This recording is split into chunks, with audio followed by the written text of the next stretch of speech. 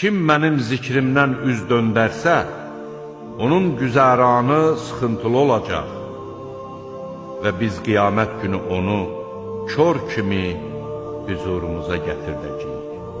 O deyəcək: ey Rəbbim, mən dünyada görürdümsə, indi nə üçün məni kör olaraq gətirdin?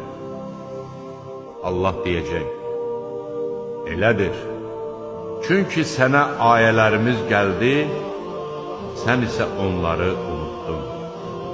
Bugün də sən beləcə unudulacaqsın. Biz həddi aşanı və Rəbbinin ayələrinə inanmayanı belə cəzalandırır.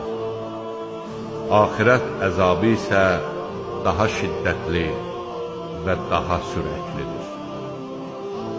Onlardan əvvəl öz məskənlərində gəzib dolaşan neçə-neçə nəsilləri məhv etməyimiz onlara dərs olmadımı? Həqiqətən bunda ağıl sahibləri üçün ibrətlər vardır.